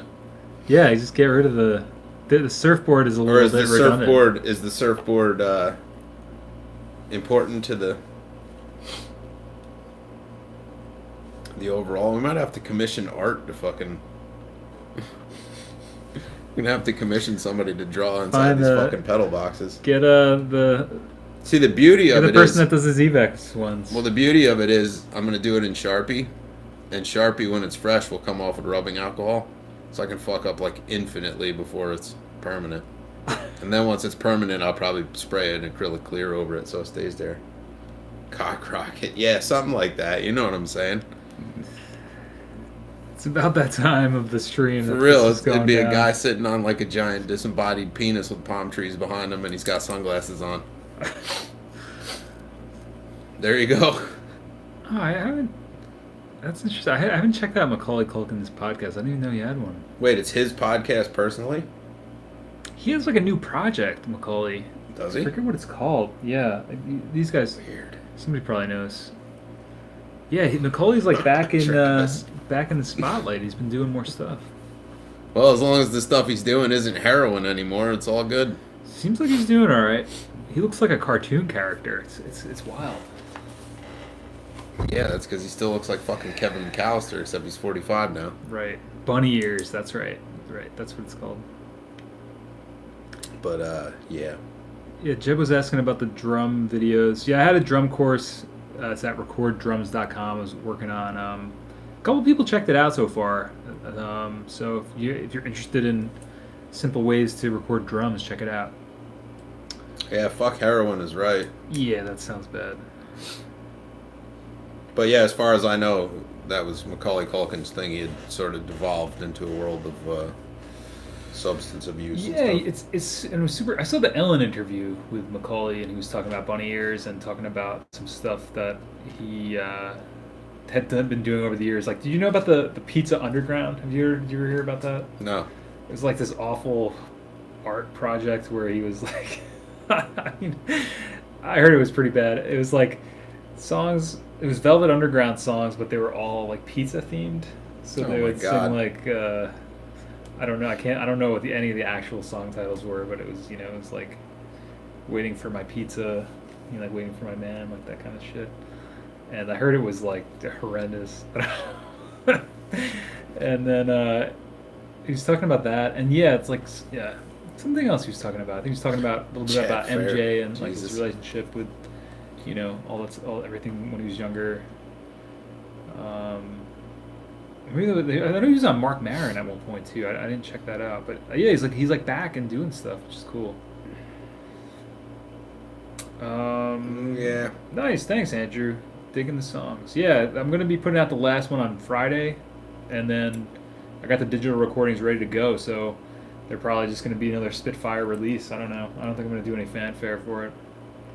Bobby, I think a lot of us grew up in a generation where spankings were a thing, but I suspect what happened to Macaulay Culkin and that is more psychological abuse and shit like that. I don't know. I haven't listened to his podcast. I don't know how it went, but kids that are living a show business life from an age that young usually don't have it very easy, and they come out the other end pretty seriously fucked up, a lot of them, for various reasons. So who knows? But and as far as who's not fucking with Mr. Brownstone, we're not. No. So yeah. But other than that, I mean, there's like What is that? Slamming. that's the old street name for heroin. Dope. Oh yeah. H. Brown. It's Yeah. everywhere now. It's weird. Yeah, the thing with Macaulay too. I mean, you got to think like he like. I don't think any of us can relate to his experience as a human. Like the things that even the abusive stuff aside. I mean, that's fucked up. But I always think about that too in terms of like his celebrity, and at such a young age, he was. I don't want to say like he peaked when he was like a young actor or whatever, but kind of did, and but also like he became such a celebrity so quickly in that era, and then like that's gotta fuck with you as a little kid, and I mean child actors of course we always hear about, but Yeah. that's like a crazy life, man. I don't think if I really I feel like I can't judge Macaulay or somebody in that position because I never walked a mile in their shoes, right? And I can't see the world through their eyes, so Right. everybody has a different experience. It's like that's why I've learned not to like be judgmental of anybody because especially celebrities. You know, they go through some wacky stuff that people can't like. Most people will never relate to. Man, we had some. Thanks. Oh, Jay, yeah, put somebody in timeout. I don't know. Yeah, Catface got somebody too. Cool, yeah. I don't know what's going on, man. It seems like this time of night on the streams, like people come through. I don't know. It's weird. Yeah, I think it's changed a lot. He didn't even have a bed. Oh my god. Yeah, acting at 4 or 5. Something about there's something with his parents and stuff, and I mean, that's the thing too. He was a minor, so somebody had to, I don't know. Yeah, and it seems like the handlers, if you will, the parents or guardians of child actors always get fucking greedy, and Yeah, I mean, then again, shit it's just like gets even that much worse. that's such a crazy situation. I mean, all of a sudden he's in these like probably making millions of dollars in these movies. I'm betting they didn't put his money away so he could have a nice little nest egg, and if they did, I'm sure that the substance abuse carved that nest egg He down had to to have nothing. had some. I mean, I don't know. I'm not really one to speculate, but like I am. he must have some cash flow from that left over. I would think that he still would get paid royalties on shit like Home Alone. Yeah, They depending on play his- fucking Home Alone or Home Alone 2 or whichever on, I guess it's Home Alone 1, around Christmas every single year, like on loop and shit. So he's got to be getting paid per. Yeah, right. He gets like a little check every time. I mean, I don't know how accurate it is. I'm looking up. This is such a great ending to the stream. What is the net worth of Macaulay Culkin? 2017, according to this, he estimated 15 million. Damn. Does he need any friends? Probably not. I think yeah. He Kieran, still lives in New York City, doesn't he? does he? I think so. You know who I like a lot is Kieran Culkin. I really He's like. only worth $4 million though. I know he's not worth as much. He wasn't as big of a star, but like I really. What did he act in? He was in this movie. Scott Pilgrim versus the World. Did Oh, you right. see him in that? Yeah, yeah, He's yeah. Great in that. Forgot about that. I think it was Scott Pilgrim. I was actually thinking about that when I was building that fucking pedal. Oh, really? Yeah. Like, man, I gotta watch that shit I again. love that fucking movie. Yeah, that's a Crazy. great movie, man. I got it if you need a copy. You can definitely borrow I it. might have that on He's so good in that. I just DVD. he's in some other stuff too. He's in some indie film, a couple indie films I enjoyed. Where the fuck did my chat go, man? Are we still live? We are, but I lost my damn chat. What happened? He was Fuller in Home Alone. Yeah, he was a little brother. Oh, word? Yeah, he's the one that pees the bed. Yeah, and I he's remember. like, I remember. I don't want to sleep up there with him. Fuller, go easy on the Pepsi. Yeah. Yeah, he's Oh, fucking shit. Yeah, it's so funny. Michael Jackson's father. Yeah, Michael Jackson's father, yeah, he was fucking bad, man. Yeah, I think that's always the thing with Michael Jackson too, is that he saw the innocence in Michael Jackson's father You might as could well relate, have been like fucking Ike Turner, man. Pistol whipping motherfuckers into doing shit. Crazy, man. You don't like it, you gonna do it.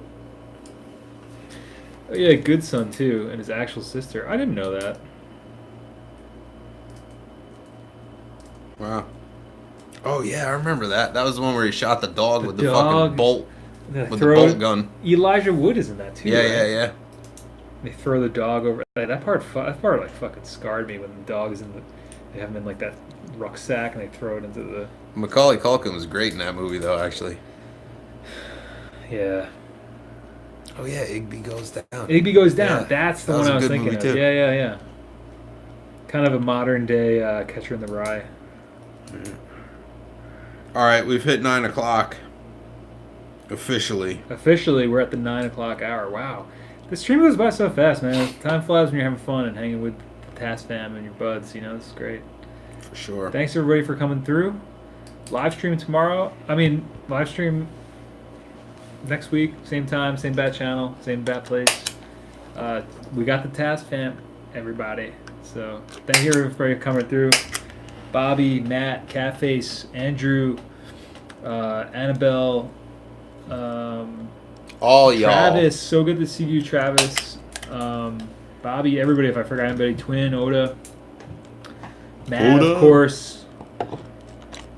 So good to see everybody. We didn't see Coop tonight. I hope he's doing well.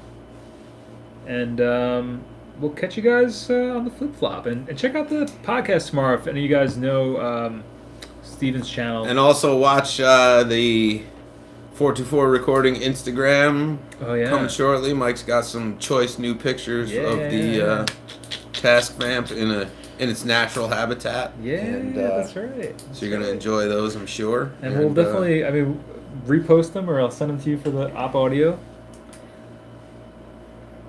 Oh, really? He's in Back to the Future too? Thanks, Andrew. Yeah, a lot of pre-planning went into the craftsmanship on these things. So, yeah. So yeah. Cool. Oh, thanks for bumping that. Yeah, thank you.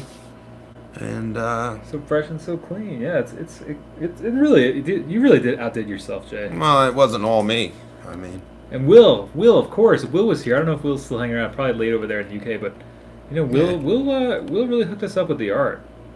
Yeah, and having the art made it really easy to do the mechanical layout so that everything was board mounted. That's what I was saying with the Kickstarter. Like, and it's just funny, like how everything's coming full circle. We had Travis come back through. We haven't seen Travis in a while. Yeah, Travis was here at the beginning of this. A lot of everybody was here. Sure. And the notebook is completed today, or today. I think I finished it, and the first pedal's done. It's like, it's good. It feels good because it feels good, man. Like I was starting to feel a little lost, and now with everything that's happened tonight, I know it may sound a little hokey, but I'm feeling like the path is clear. I'm feeling like I need a fucking falafel. All right, falafel time. Gas station sandwiches. We'll catch you guys later. All right, so thanks everybody for hanging out. And remember, like, subscribe, do something you want to do. Email him 424recording at Gmail. Email me operationaudio@gmail.com. And remember, go easy on the Pepsi. Fuller, go easy on the Pepsi. Good night, everyone. Good to see you guys. That little fucker. Son of a bitch. He knew he was going to piss the bed, too.